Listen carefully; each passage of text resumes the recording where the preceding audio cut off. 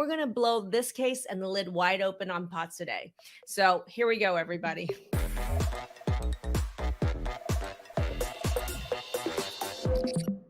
I asked the group this week, which is, would you rather hear about a set topic, or do you really want to hear about what Bethany Frankel is talking about, which is her struggle with POTS, and many people struggle with POTS. And that's the thing. Bethany Frankel, she's a well-known reality star. I have to say, I'm a big fan of hers. I watch reality TV and I love her and she's hilarious. But here she is. She has all of the resources that anyone could imagine. And yet she is still dealing with a big struggle with her POTS. Yeah. And there's over 1 million people that are has the diagnosis of POTS. This is in the US alone.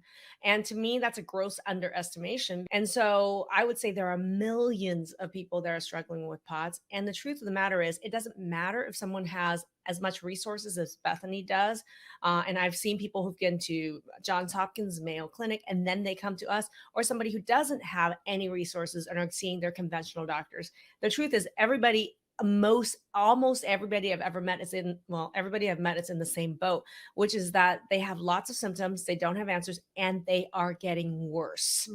And that's the opposite of the experience we have with the people we work with in our programs. And the people come in and they talk to you, they say, oh, but I don't know if you can help me, Dr. Maggie. I have POTS. Yeah. I hear what you say to them. You say, this is easy. I can handle this so easy. It's one of the easiest things for you to turn around. And yet in the conventional medicine world, and even in most of the functional medicine world, people are not able to do that and they're struggling. Now, here's the thing. If you're struggling with those symptoms, or you know somebody who is, tag their name in the comment section below, because one of the things I want to do is raise the level of awareness that there are answers and solutions for POTS and dysautonomia that none of your doctors know. So if you can help me out with that, put their name in the comment section. Would you like to hear what Bethany Frankel has to say about her struggle now, Dr. Maggie? Let's do it. We're asking why my face looks different in my makeup videos, and it's because I am messed up. I am not doing that great. I'm so dehydrated and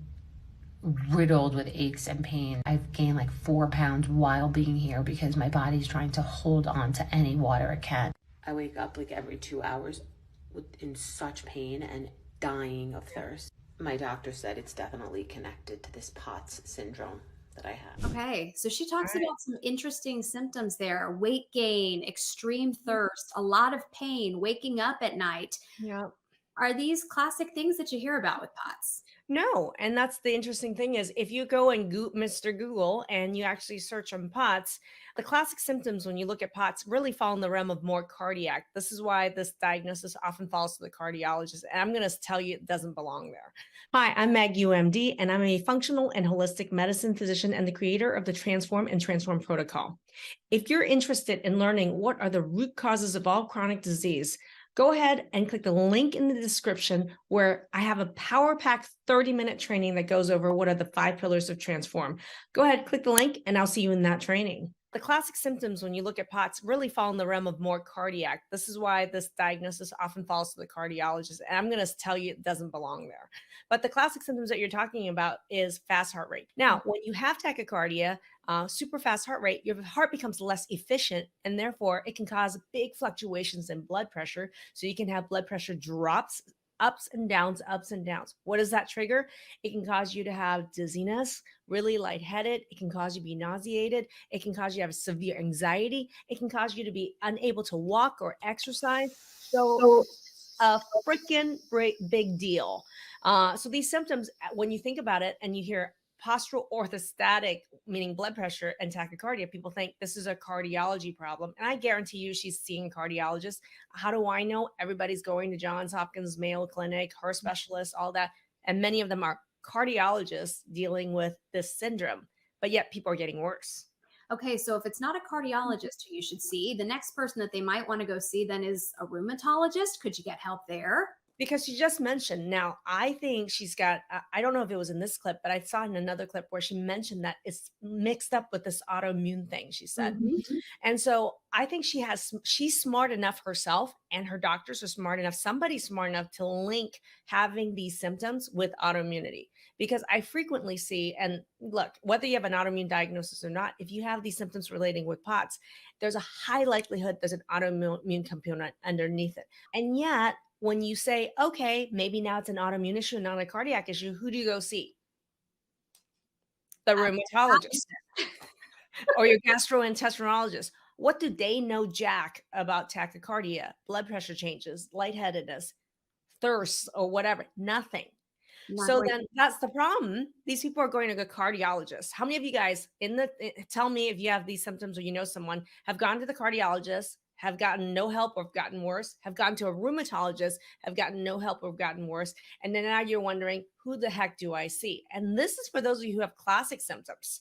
When I actually look at Bethany's case, and how many of you guys with POTS listed in chat right now don't have, they may have some of these classic symptoms, but then listen, she has extreme thirst. It's not just thirst. She has a lot of pain. She has a lot of swelling. She has insomnia and she has extreme anxiety. So there's a lot of different symptoms that are coming along with the POTS that quote unquote don't fit the definition. Someone like her, has she been not had these resources, may not even get the diagnosis, right? So can some people with POTS have thirst? Absolutely. I would love to see it because people are talking about it all like in chat listing these symptoms, right? Yeah, All and the medications for POTS didn't work. the alumni who are commenting are so smart and are right on it because they're getting to the heart of what really is at some of these problems. There's a smarty pants on YouTube right now.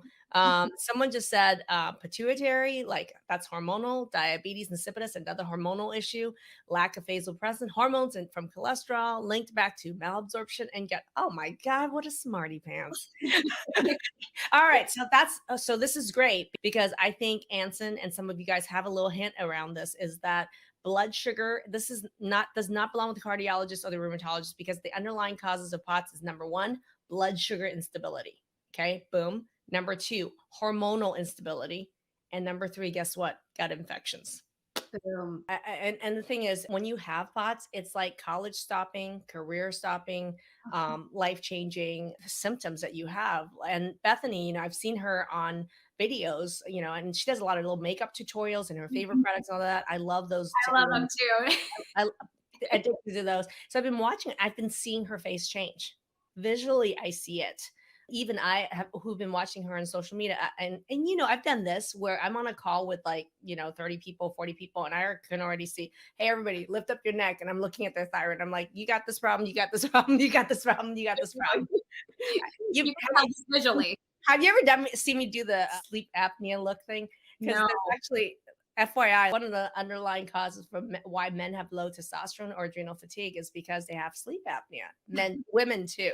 But there's actually like the distance between the chin and the neck right here. You can actually see who's at risk for sleep apnea. So I don't know if that was part of when you went through the program. I had everybody turn to the side, and I was like, you got a problem, you got a problem, you got a problem, you're fine, you're fine. Go check it out. It's funny, but that's just a part of your training. You have so much experience in being able to spot these things, sometimes even just visually, and you can do the same with thyroid. Well, I think what's really cool is my first, I'm an MD, and I spent the first 10 years of my career, 13 years of my career as a family medicine trainee and a family medicine physician, right? So I think that really helps out because then I have all the medical background. I'm dealing as a family practitioner with people with, prescribing birth control pills, low thyroid all the time, blood pressure problems, high cholesterol, so in dealing with them, I also understood the limitations. Like I only had a pill to prescribe if you have high blood pressure. If you have blood pressure, I don't know what the hell to do with you but send you to the cardiologist. And yet this is one of the problems, right? And yet you send someone with low blood pressure to a cardiologist, what are they going to do with you? Yeah. It's not much help because they'll look at your heart and they'll say, "Oh, your heart looks normal," right? Mm-hmm. And then and just like someone else who said, oh, my thyroid tests keep coming back normal. And I'm sure they're going to tell you some bullshit about how your hormones are normal too, or why you don't need your hormones tested. Here's the problem. They don't know how to read your thyroid test. They don't understand hormone patterns, and they don't really give a rat's ass or have any training about blood sugar. And it's not because they don't care. It's not because I didn't care as a physician. I didn't know. And I was a damn good family physician, but I am a better healer today because I have experienced this myself. And I've seen hundreds and thousands of people go through the program And I have been able to see these recoveries, and I can see the steps. The success leaves clues. So I'm like, this is why these people were successful. These were the linchpin. I mean, how many interviews have we done with people with POTS or dysautonomia? Probably at this point, 30, 40. And At least that's just within the last year or so. It feels like. And then when you ask them what their linchpin is, they tell you. So my clients who have turned this around are telling me, oh my God, it's the blood sugar, it's the blood sugar. Oh my God, it was my PCOS, it's my hormones. Oh my gosh, it's my adrenal fatigue. Hi, and thank you for watching this video. If you're interested in actively looking for a solution to your problem and you'd like to work with us, I'm going to invite you to go ahead and click the link in the description to book a chat with our team. What that's going to do is it's going to bring you to a calendar, pick a time that's going to suit your needs best. It's going to be about a 15-minute phone call. After you book that call, there's going to be a link to a short questionnaire, and that's really important for you to fill out because it's for us to get to know you better and helps us to better prepare to make the most of our time together. After you fill out the short application, it's going to take you to a page where there's a couple resources. What I want you to do is go ahead and click 2 of those and watch those. 2 trainings. They're going to really best prepare you for your phone call with us to make the best use of our time together. I and my team look forward to talking to you to learn more about you, to see if we are indeed a good fit to work